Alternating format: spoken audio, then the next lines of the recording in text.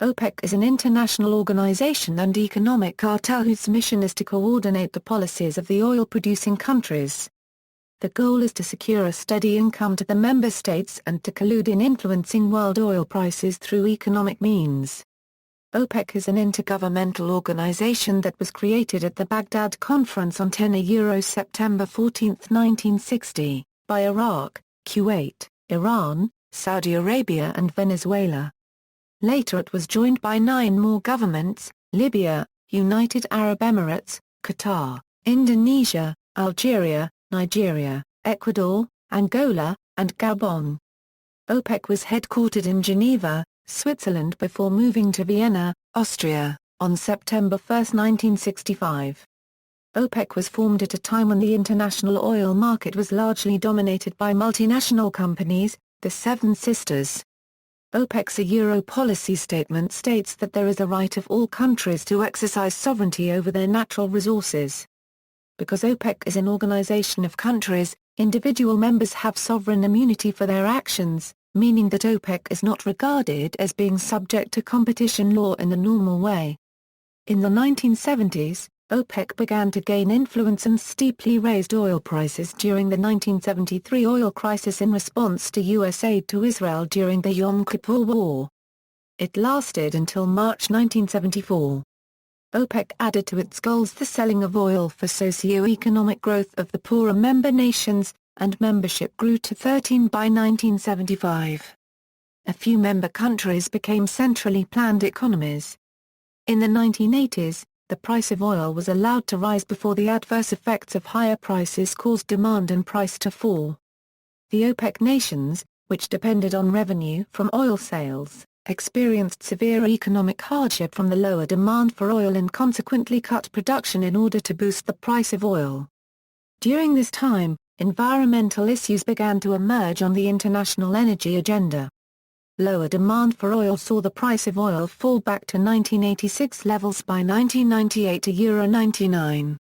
In the 2000s, a combination of factors pushed up oil prices even as supply remained high.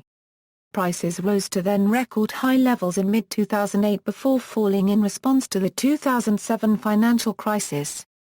OPEC summits in Caracas and Riyadh in 2000 and 2007 had guiding themes of stable energy markets, sustainable oil production, and environmental sustainability. History. Venezuela and Iran were the first countries to move towards the establishment of OPEC by approaching Iraq, Kuwait and Saudi Arabia in 1949, suggesting that they exchange views and explore avenues for regular and closer communication among petroleum-producing nations. In 1959, the international oil companies reduced the posted price for Venezuelan crude by 5 cents and then 25 cents per barrel, and that for Middle Eastern crude by 18 cents per barrel.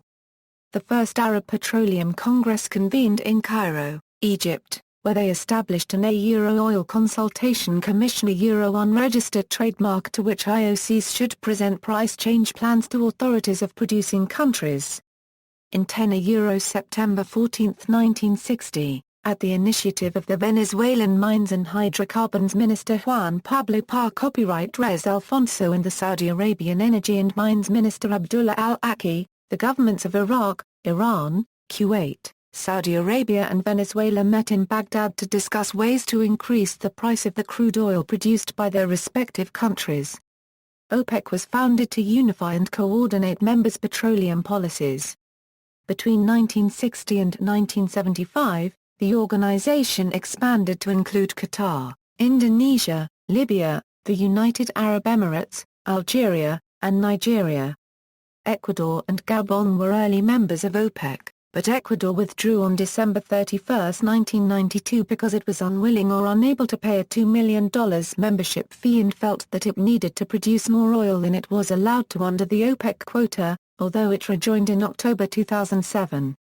Similar concerns prompted Gabon to suspend membership in January 1995. Angola joined on the first day of 2007.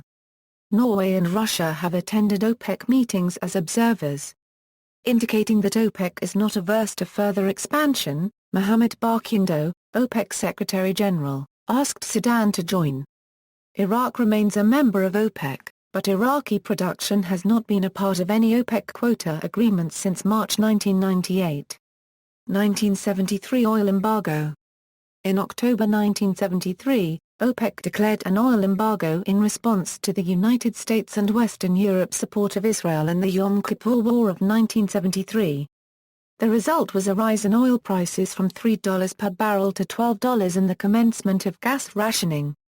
Other factors in the rise in gasoline prices included a market and consumer panic reaction, the peak of oil production in the United States around 1970 and the devaluation of the US dollar.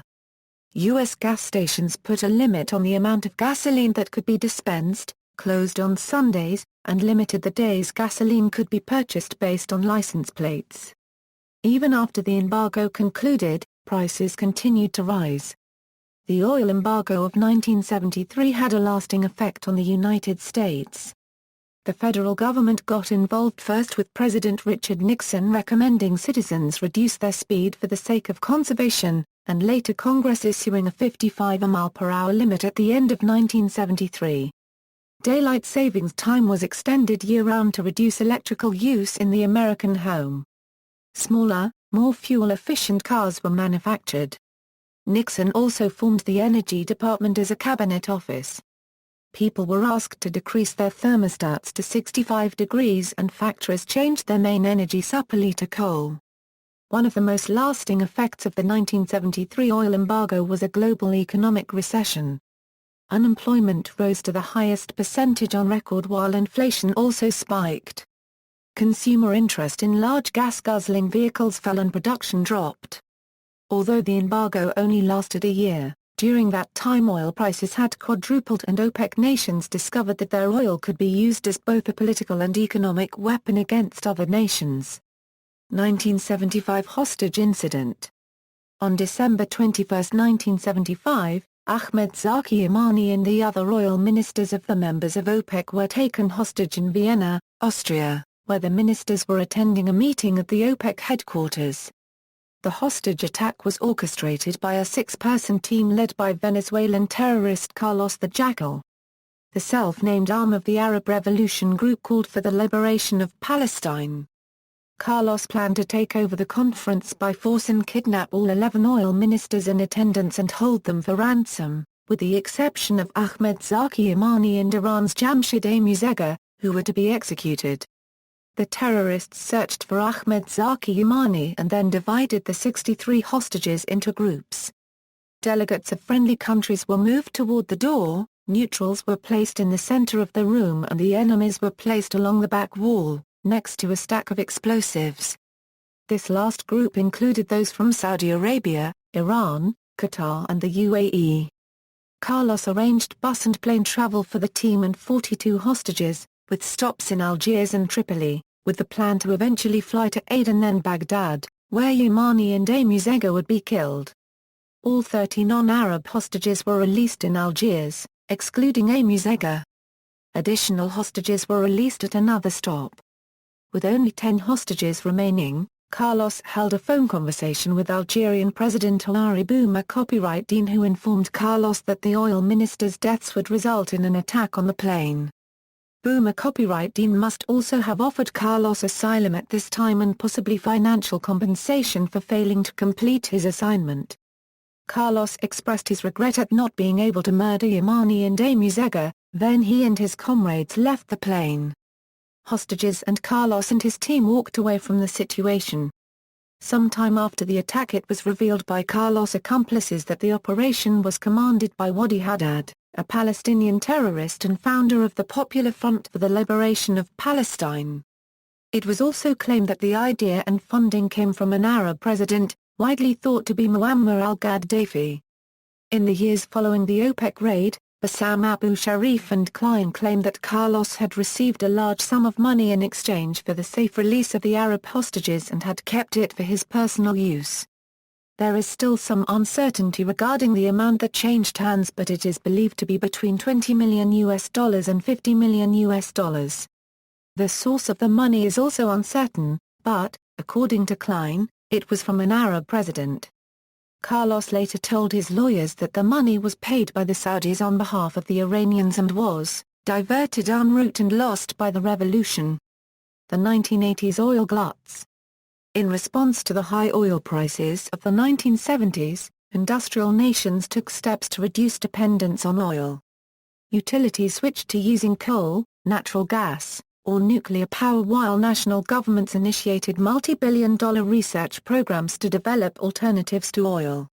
Demand for oil dropped by 5 million barrels a day, while oil production outside of OPEC rose by 14 million barrels daily by 1986. During this time, the percentage of oil produced by OPEC fell from 50% to 29%. The result was a 6-year price decline that culminated with a 46% price drop in 1986. In order to combat falling revenues, Saudi Arabia pushed for production quotas to limit production and boost prices. When other OPEC nations failed to comply, Saudi Arabia slashed production from 10 million barrels daily in 1980 to just 1/4 of that level in 1985. When this proved ineffective, Saudi Arabia reversed course and flooded the market with cheap oil, causing prices to fall to under $10 a barrel. The result was that high-price production zones in areas such as the North Sea became too expensive. Countries in OPEC that had previously failed to comply to quotas began to limit production in order to shore up prices. Responding to war on low prices. Leading up to the 1990–91 Gulf War, the President of Iraq Saddam Hussein recommended that OPEC should push world oil prices up, helping all OPEC members financially. But the division of OPEC countries occasioned by the Iraq–Iran War and the Iraqi invasion of Kuwait marked a low point in the cohesion of OPEC. Once supply disruption fears that accompanied these conflicts dissipated, oil prices began to slide dramatically. After oil prices slumped at around $15 a barrel in the late 1990s, joint diplomacy achieved a slowing down of oil production beginning in 1998. In 2000, Chavez hosted the first summit of OPEC in 25 years. The next year, however, the September 11, 2001 attacks against the United States, and the following invasion of Afghanistan, and 2003 invasion of Iraq and subsequent occupation prompted a sharp rise in oil prices to levels far higher than those targeted by OPEC themselves during the previous period. On November 19, 2007, global oil prices reacted violently as OPEC members spoke openly about potentially converting their cash reserves to the euro and away from the US dollar. In May 2008, Indonesia announced that it would leave OPEC when its membership expired at the end of that year, having become a net importer of oil and being unable to meet its production quota. A statement released by OPEC on September 10, 2008 confirmed Indonesia's withdrawal, noting that it regretfully accepted the wish of Indonesia to suspend its full membership in the organization and recorded its hope that the country would be in a position to rejoin the organization in the not-too-distant future. Indonesia is still exporting light, sweet crude oil and importing heavier, more sour crude oil to take advantage of price differentials. Production disputes. The economic needs of the OPEC member states often affects the internal politics behind OPEC production quotas. Various members have pushed for reductions in production quotas to increase the price of oil and thus their own revenues. These demands conflict with Saudi Arabia's stated long-term strategy of being a partner with the world's economic powers to ensure a steady flow of oil that would support economic expansion. Part of the basis for this policy is the Saudi concern that expensive oil or supply uncertainty will drive developed nations to conserve and develop alternative fuels. To this point, former Saudi oil minister Sheikh Yamani famously said in 1973, "The Stone Age didn't end because we ran out of stones." One such production dispute occurred on September 10, 2008, when the Saudis reportedly walked out of OPEC negotiating session where the organization voted to reduce production. Although Saudi Arabian OPEC delegates officially endorsed the new quotas, they stated anonymously that they would not observe them. The New York Times quoted one such anonymous OPEC delegate as saying "OE Saudi Arabia will meet the market our Euro unregistered trademark S demand. We will see what the market requires and we will not leave the customer without oil." The policy has not changed. The Euro-OPEC aid. OPEC aid dates from well before the 1973–74 oil price explosion. Kuwait has operated a program since 1961. The OPEC Special Fund was conceived in Algiers, Algeria, in March 1975, and formally founded early the following year. A solemn declaration reaffirmed the natural solidarity which unites OPEC countries with other developing countries in their struggle to overcome underdevelopment, and called for measures to strengthen cooperation between these countries, operating under a reasoning that the fund's resources are additional to those already made available by OPEC states through a number of bilateral and multilateral channels. The fund was later renamed as the OPEC Fund for International Development.